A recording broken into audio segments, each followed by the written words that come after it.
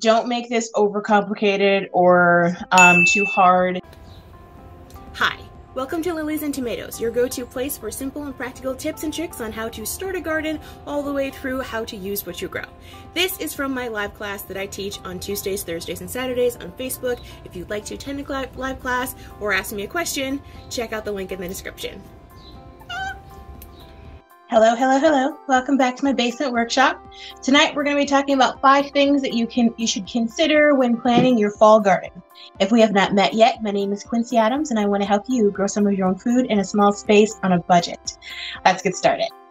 Okay, so the 5 things are, some of them are going to be a little bit obvious and some of them are not going to be obvious, and I'm also going to give you guys a long list of vegetables that you should consider growing for the fall and winter. All right, so the first thing you need to consider is what you like to eat. So don't make this overcomplicated or too hard, but any kind of winter vegetable or winter tolerant vegetable that you like to eat is what you should be planting the most of. So if you really like spinach, make sure you make space for a lot of spinach in your garden. If you really like rutabagas, then make sure you have space for rutabagas in your garden. If you hate radishes, then don't make that the primary thing that you plant, because then you're going to have a lot of radishes and you're just going to feel guilty about not eating them. And then they're going to sit out there. Don't do that to yourself. However, if you think you want to try radishes, then that's something that you can think about and add to your garden. The second thing that you want to consider is what is easy to grow. So in the wintertime, there's going to be colder temperatures and less light.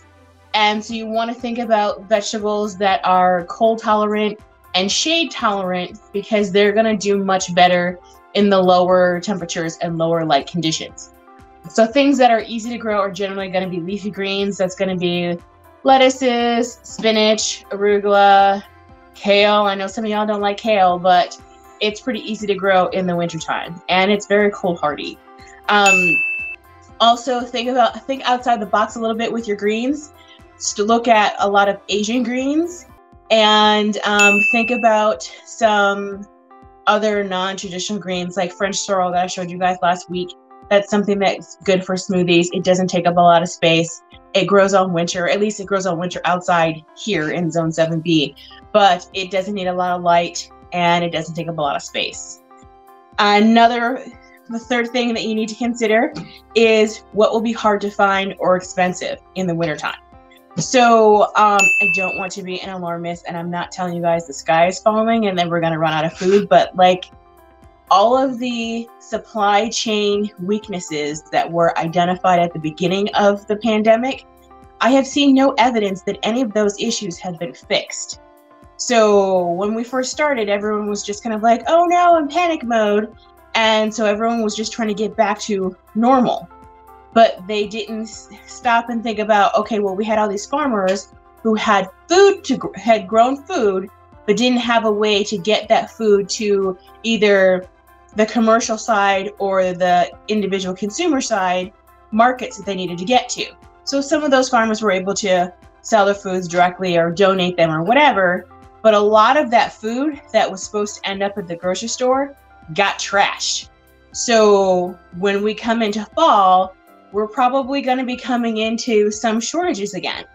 So don't panic, but think about, do I have time to grow some potatoes right now? Because there's not going to be a lot of potatoes available in the fall. Do I have time to, or do I have the space to grow some garlic? Because come next spring, there's probably going to be a shortage of garlic. So just think about those things and just plan ahead. Don't go out and rush the stores, but just buy a little bit extra of those things if you're not going to grow it, or grow a little bit extra of those things, particularly potatoes, because I heard that Taco Bell's taken their potatoes off the menu. So because there's just not enough potatoes. So just think about that. If you don't eat a lot of potatoes, for some reason, there's something about someone telling me that I can't have something that makes me want it even more. So just go buy some potatoes and plant some, because you've probably got some, they can survive a light freeze and you can keep them covered and keep growing them. So just think about that. Just think about what were there shortages of in the spring there will potentially be shortages of those in the fall because there are weaknesses in our supply chain that were not fixed. So just think about that. Don't panic. Buy a little bit extra from now into the winter, and then you won't struggle. The fourth thing that you should consider when planning your fall garden is what can handle the weather. So most winter or like fall vegetables that are grown can handle at least a 32-degree frost. So most summer vegetables like your cucumbers, tomatoes, peppers at 32 degrees overnight, one time, those plants are probably completely dead. They're gonna freeze, they're gonna be done, and then you're gonna have to yank them out if you haven't yanked them out already.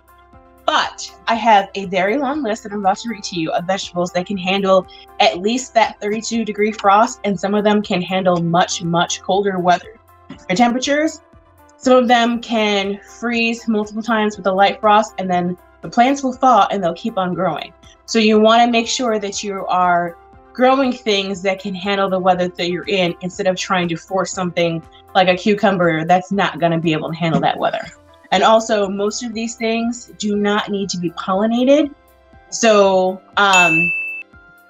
that is also something that, because there's going to be less bugs in the fall. So as you get close to winter, there's going to be a lot less pollinators. A lot of these plants do not need to be pollinated. So then you don't have to worry about hand pollinating or not having pollinators at all. So here's a list: spinach, onions, garlics, leeks, rhubarb, rutabaga, broccoli, kohlrabi, kale, cabbage, chicory, Brussels sprouts, corn salad, arugula, cilantro, thyme, sage, lavender, chives, ever-bearing strawberries, claytonia, fennel, fava beans, radish, mustard, peas, carrots, collards, parsnips, lettuce, turnips, Swiss chard, beets, cauliflower, celery, potatoes, tatsoi, and bok choy. So all of the things on this list can handle 32-degree frost. A lot of these can handle temperatures down into the 10-degree range, and they'll freeze and then thaw and keep on growing. So just keep that in mind when you're planning for winter. Like, yes, it's nice to hold on to your cucumbers a little longer, but they're going to die at 32 degrees.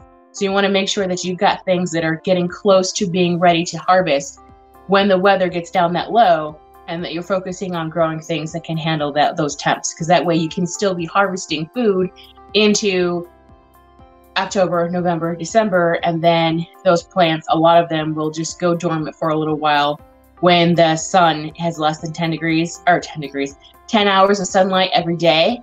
And then in the spring, when it comes back to over 10 degrees, I did it again, 10 hours of sunlight a day, and like starting in like February and March, then those plants will start growing again.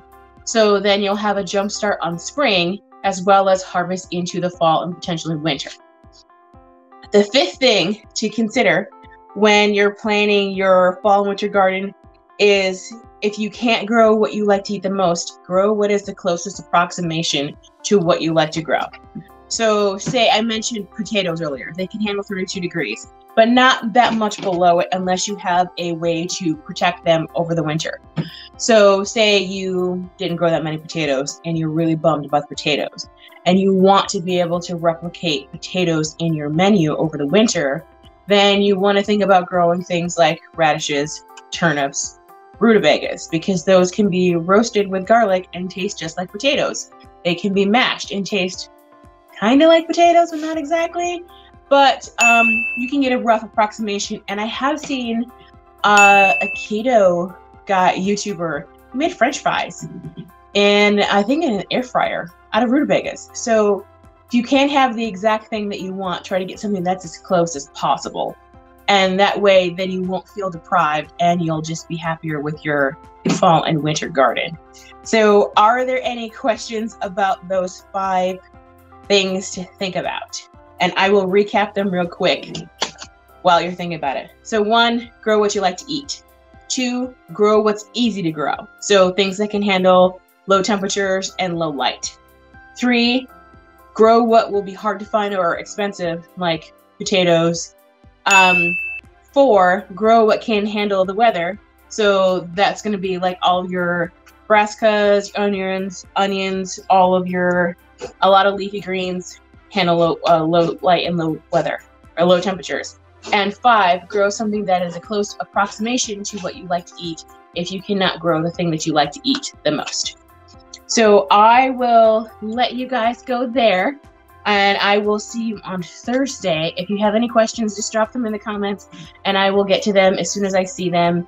And if you have any questions about things that you would like me to cover, also just drop it below, and I will get to it and make a video on it. Have a good night. Bye.